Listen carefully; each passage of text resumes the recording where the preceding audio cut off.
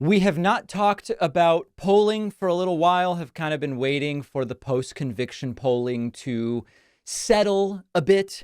And we now have some news, and it's all pretty bad for Donald Trump. I don't know any other way to say it. This doesn't change my generic view that this will probably still come down to 500,000 votes in 3 to 5 states. But I would be doing you a disservice if I didn't tell you that some of these numbers are shifting. Newsweek has an article, Donald Trump suffers quadruple polling blow, and it outlines a number of concerning developments for the convicted felon failed former president. And it points out Newsweek has compiled at least 4 results from recent surveys that may be concerning to Trump.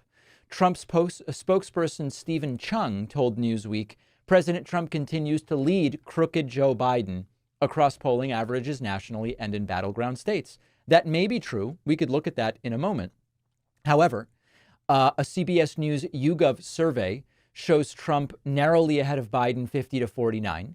But when you break the results down into the 7 swing states, which will likely be vital, the results reverse and it's Biden 50, Trump 49. Now, you might say, David, that's not that good. And it's kind of the same, Trump by 1, Biden by 1. The key thing is that a month ago, Donald Trump was clearly leading in at least 5 of those 7 critical states, if not even more. And this looked at a number of those important states: Arizona, Georgia, Michigan, Nevada, North Carolina, Pennsylvania, Wisconsin, with normal margins of error. The next part of the quadruple polling blow for the post-conviction Trump is independence. The same CBS News YouGov poll found Trump is slightly behind Biden in terms of support from potentially key demographics of independent voters. They prefer Biden by 2 points, 50 to 48.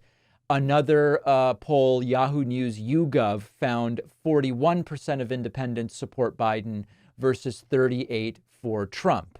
The reason that's important is we recently saw in a totally different poll that independents have been significantly impacted by the verdict. And when you combine last week's polling that something like half of independents believe Trump should just drop out of the race after being convicted, you then see Biden take a +3 lead in multiple different polls among independents. That is not a particularly good result if you are Donald Trump. Part 3 is Biden records his highest scores in 10 months. In the same Yahoo News YouGov poll, Biden overtook Trump 46 to 44, leading the race for the first time since October of 2023. This is less about the number. 2 is still within the margin of error, but it's about the reversal in momentum here. And then lastly, voters are leaning more towards Biden on the economy. And I want to make sure I'm clear on this one, because it is true that on average, in most polls, Trump is ahead on the economy. And Trump is still ahead in this poll from the Financial Times, University of Michigan, on the economy, but by a much smaller margin than there has been.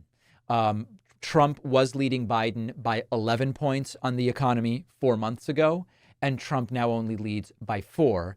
And of course, this was one of the predictions that we had, which is as we get closer to Election Day, if indeed the economy stays as strong as it is. Oh, David, how can you say that? Eggs are still more expensive than they were 5 years ago. Yeah, that's not going to change because we're not heading towards a deflationary spiral. And to a degree, we should be happy about that. Although that doesn't, not to discount the effect of high prices on folks, but it is true that we don't want a deflationary spiral. It's bad for the economy. The degree to which the economy numbers favor Trump is diminishing. And as you all know, because I've said it so many times now, in general, American presidents get themselves reelected. Trump has been the exception. And before Trump, you've got to go back to 1992 for the last president who didn't get reelected when running for reelection, George H.W. Bush.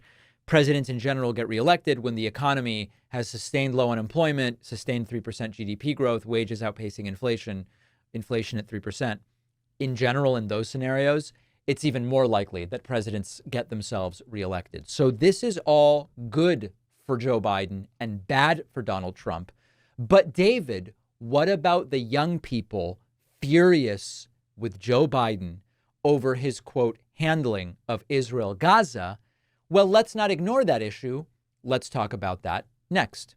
It is time to start thinking like voters and to make sure that kids understand the importance of voting, how it works, registering, ballot initiatives, because so many kids just have no idea.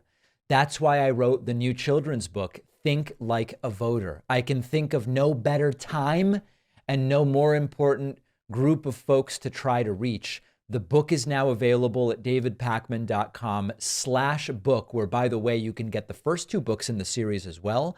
Think Like a Detective and Think Like a Scientist. Really important stuff. Donate them to local libraries, classrooms, read them with the kids. davidpakman.com/book.